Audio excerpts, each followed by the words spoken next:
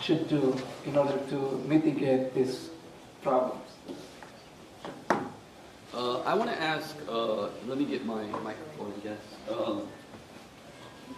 Let me make this question something like this. I think this could be a nice therapeutic session.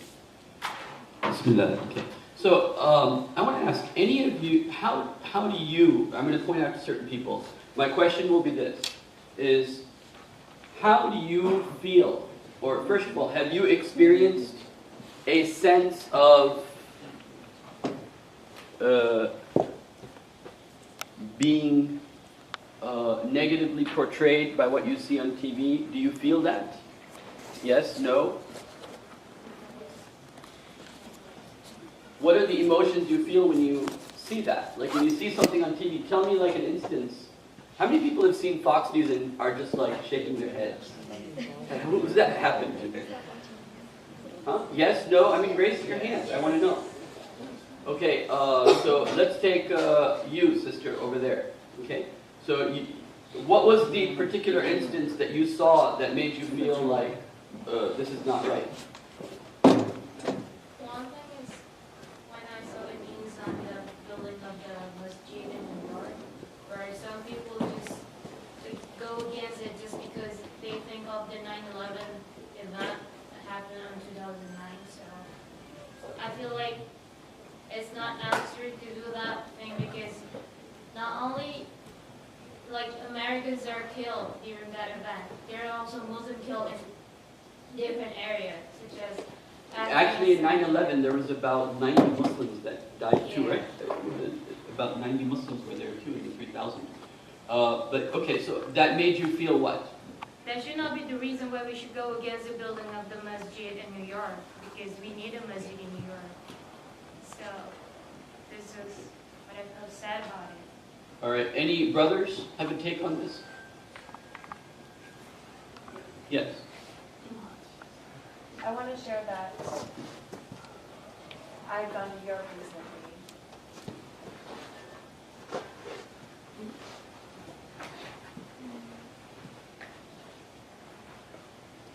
So I'd recently gone on vacation in Europe, and when I was flying back to the States,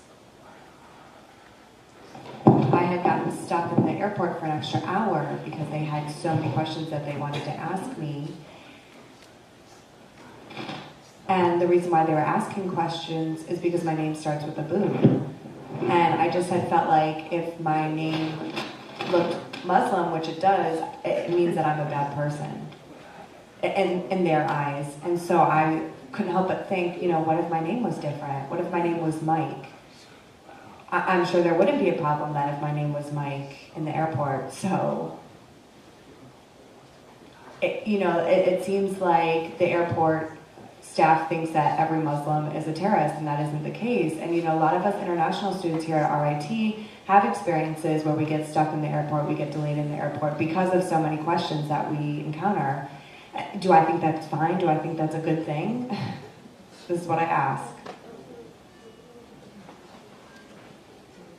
Yeah, a very good point. I think that's a very common Muslim observation regarding traveling, particularly.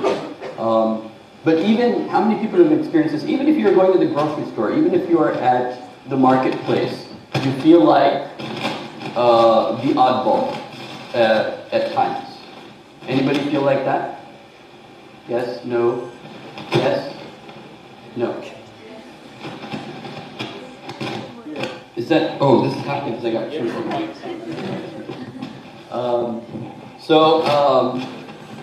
okay, so now what, in the context of your experience, not only do I want you to discuss what the Sheikh discussed in the next 5 minutes, but I want you to talk about your personal experiences of feeling victimized. And because it is something that we tend, as Muslims, it is something that we tend to block it from our minds that it's happening. But it is happening, and it does have deep-rooted effects in us. And so maybe in the next 5 minutes you can do that, and inshallah we'll continue from there.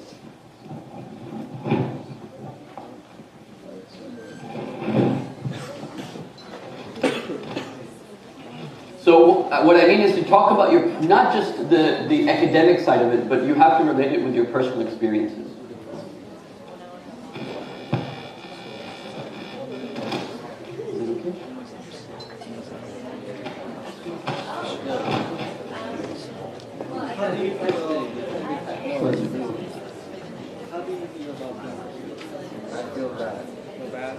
How are you with it?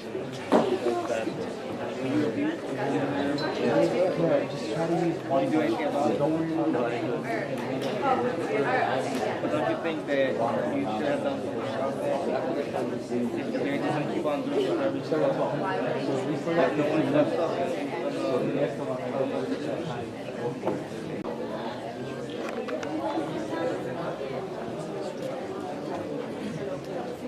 Okay. We're ready to start the next topic.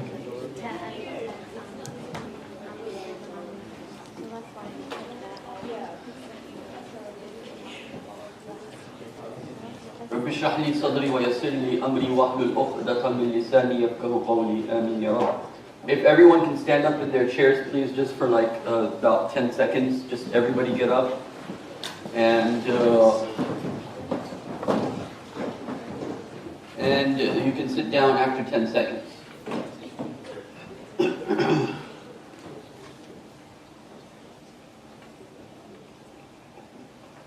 Go ahead, sit down.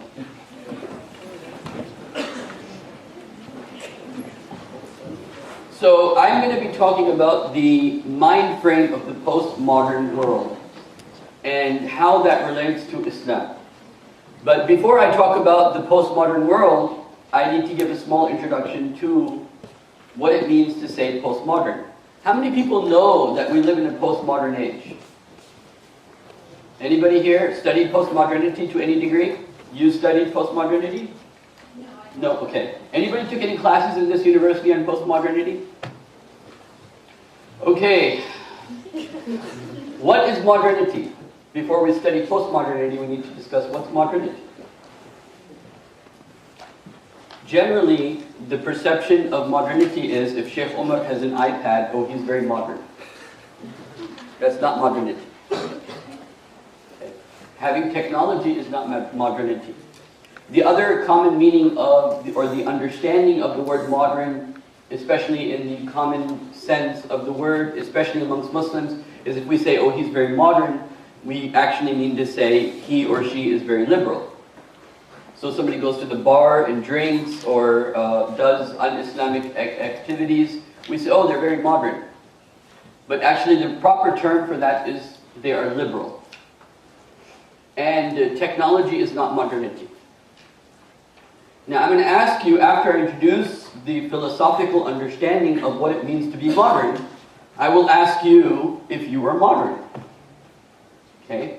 Because it is not being liberal and it is not technology. Being modern is, the word modern itself means something new. Modernity is the idea that you are skeptical of anything traditional. Modernity is the idea that you look at tradition from a skeptical point of view. So for example, you can belong to any religion. You can be a Buddhist, you can be Christian, you can be Muslim, you can be a Jew, you could be anyone, but you are modern when you are looking at your tradition from the perspective of being skeptical and critical of that tradition. And modernity came, for example, with a new method of understanding the world around us, which meant that the previous ways of understanding the world were no longer valid, and the new way of understanding the world is the only valid way of understanding the world, and that was scientism. The idea that only that is true and absolute, which can be observed, perceived, tested, and can be and is an observable or phenomenon or something in mathematics. So if it is not observable, it is not valid, it is not absolute. If you cannot test it, you cannot really know anything about it. It's not that modernity denied God. because you can't see God. It's simply that modernity suspended judgment on the existence of God. So modernity is you could say an age. It is a attitude of being skeptical of tradition, and its methodology of verifying the truth was based upon scientism, which is only that can be true, which is observable and perceived, and so on and so forth. And the Quran, as a side point I will mention, from the very beginning, when the Quran says, this is the book in which there is no doubt, it is guidance for the people that are God conscious, the first description of those believers is الَّذِينَ what? يُؤْمِنُونَ بِالْغَيْبِ. Those people who believe in unseen and invisible realities. Meaning that the Quranic wisdom, or wisdom itself, starts with the acknowledgement that there has to be things that are beyond human perception that are real, that do exist. There is an existence that cannot be known by the five senses. Whereas scientism says that only every reality has to be maintained within the what? The five senses. So when modernity came, it came with a lot of promises. Modernity came with the promise that with science, we will cure all human beings. With science, we will create a peaceful world. We will let go of hunger. We will have the remedy of every single problem, because by using this scientific method, we will be able to have a solution for everything. This was about 200 years ago in the Royal Science Society in England, where this all started, and Newton was there also at that time. And today, here we are, and science has essentially, from the perspective of its promises to the world, has not created a world that is happier, not necessarily created a world that is better. After going through World War I, World War II, and so many other situations where technology and the science that was behind it maybe created just as much disaster as it created good, unlike the original promises. The point being here is the modern world then made a shift to where we are today, which is the postmodern world. And in the postmodern world, there's another set of characteristics. One of those characteristics that I'm interested in talking about today is that, one thing that I will mention is that one of the characteristics of the modern world is that it was predominantly Western. Meaning the center of the world was Western. But one of the characteristics of the postmodern world is that, as Thomas Friedman in his book, The World is Flat, I don't know how many people heard of that book, but he mentions that the world is flat in the sense that because of things like internet, and there has been a shift that things are no longer Western, but Japan has come into the scene, China has come into the scene. This world is becoming flat in terms of competition in the marketplace, at least. But postmodernity also represents that same skepticism that I was talking about in the age of modernity to be even more excessive and even hyper level of skepticism, to the point of saying that nothing is true, only that is true which you think is true. So there is no truth. And one of the reasons for that, which is very important to note, is that because the scientific method has essentially failed. And this is a new phenomenon that very few people, well, not few people, but it's not that much talked about at the cultural level in terms of the media. Let me share with you something that's very interesting. One of the problems with the scientific method, there was a brother I was talking to yesterday, that, for example, one of the top 100 books that you have to read when you're in the University of Chicago is the book by Thomas Kuhn. He wrote the book, why don't I remember this right now?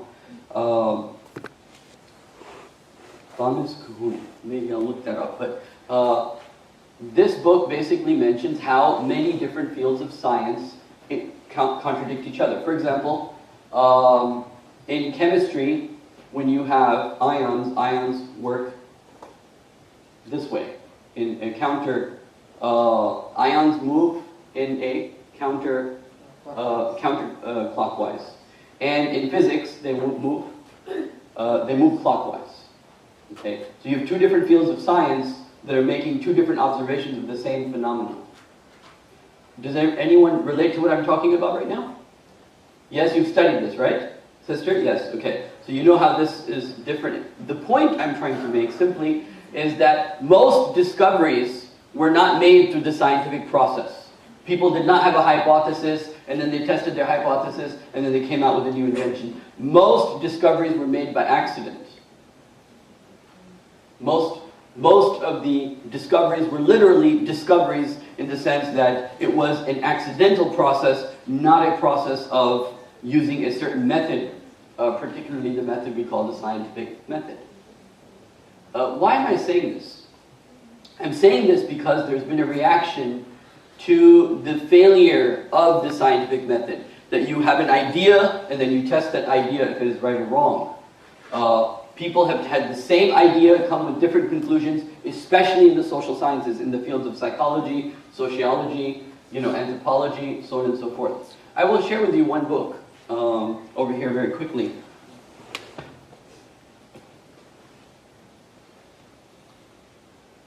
Structures of the Scientific Revolution, that's what it's called. Here, let me show you guys that book very quickly.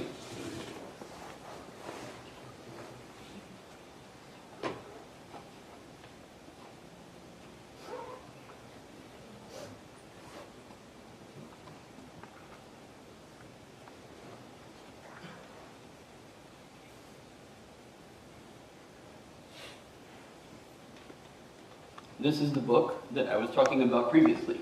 It is called The Structure of Scientific Revolutions. Who's ever heard of the word paradigm shift? There's been a paradigm shift. Anybody ever heard of that word? He's the person who coined that word. He's the one who came up with the idea of paradigm shift. And he's basically talking about the paradigm shift from scientism to the postmodern way of thinking. But the point is, this is a book, it's called The Structure of Scientific Revolutions, that is very critical of the scientific method. There's another book that I'll share with you.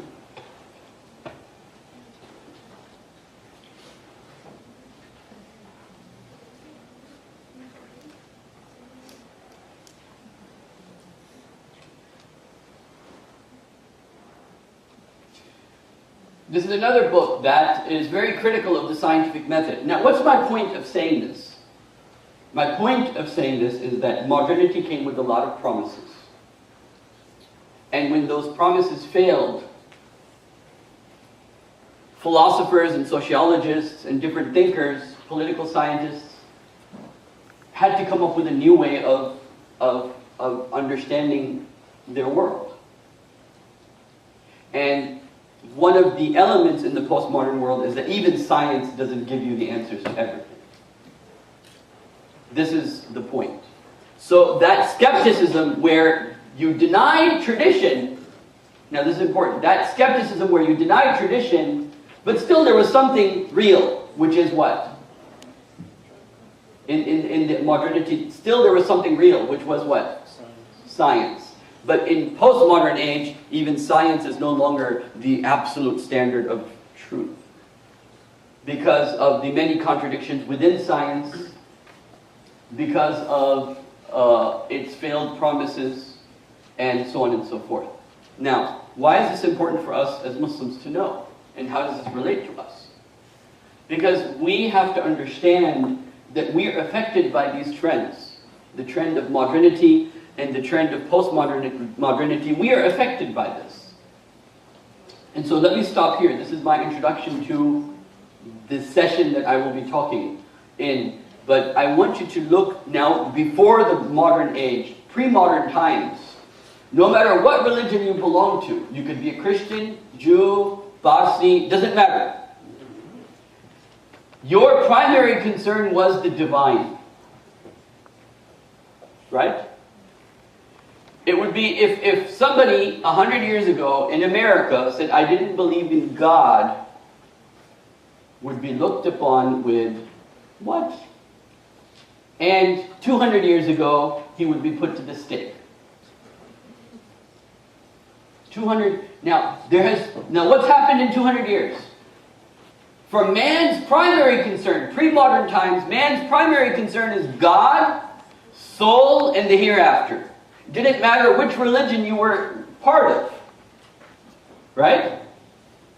And in 200 years, in the last 200 years, but in general, since the time of Renaissance, but particularly in the last 200 years, there was a shift from what to speak of God and the soul and the hereafter being the primary concern. It was replaced. What was God replaced with? What do you think? What is the primary concern? Instead of God, okay, let's work backwards. Instead of the hereafter, instead of salvation, what is the primary concern now? Huh? Yourself. Not self. The here and the now. Who cares about the hereafter? I don't even know if there'll be some day of judgment. Right? The here and the now is more important than the hereafter. And instead of the soul, what? To make man through science immortal. The body. Okay? Instead of the heart, it's the physical brain. Instead of God, it's what? The material world. The material world is one big idol, you can say. Right? Idol is material. Instead of God being the preoccupation of man, it's the material world that became the preoccupation of man. Instead of salvation and the hereafter, the here and the now became the preoccupation of man. Instead of the soul, we started to look for ways to make man ageless and immortal and have a better body instead of a better soul. How did this shift occur?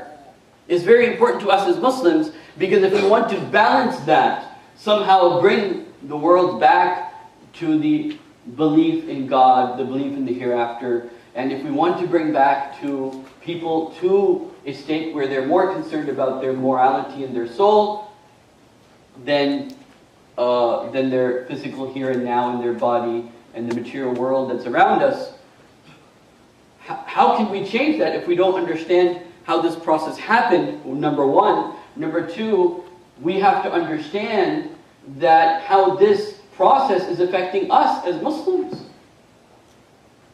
You would say you believe in God in an age that says God is not important. You say you believe in the hereafter in an age that is more concerned about the here and the now. Do you think you really have that level of faith in this day and age with this overarching and this overall atmosphere that we live in? Can you really claim to have real faith? Each one of us, in the back of our minds, we have questions like, does God really exist? You know, is there really going to be a hereafter? Some of us have that question knocking in the back of our heads. We may deny it or just ignore it, but it's there, especially for the youth. And so we have to understand how modernity has affected us in order to deal with it, in order to be able to understand our own faith. Okay? Now, I showed you now, number one, the shift from God to the material world, from the soul to the body, from the hereafter to now. But this doesn't affect us only in our faith. It affects us also in our behavior.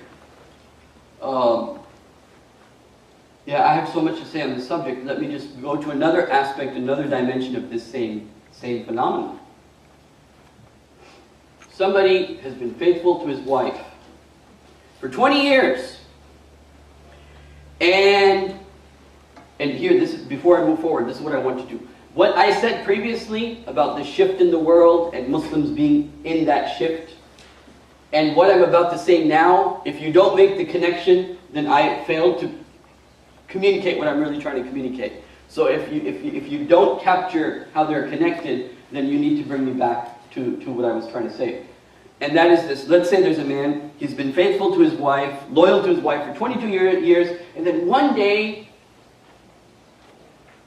he just blew it. Had a one-night stand with someone. Somebody worked day and night for 20 years, made a good amount of money, and then blew it all in gambling in one night. How does that happen? How do you fall so out of character after being in a certain type of behavior pattern for so long that in one day, it's all gone?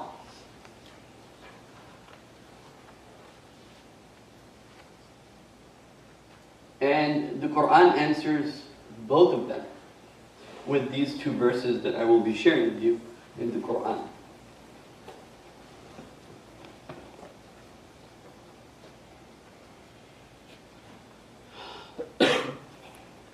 This topic is mentioned in the Quran in many places, but I would like to share with you.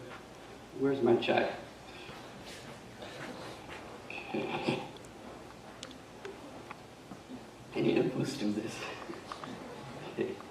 Bismillah. Okay. أعوذ بالله من الشيطان الرجيم كلا بل تحبون العاجلة وتذرون الآخرة. No, you love the here and the now. بل تحبون العاجلة. You love that which is immediate. عاجلة is what? Is immediately there before you. The Quran says, you love that which is immediately before you. This world, you see it, it's tangible, it's here, it's now. You love this.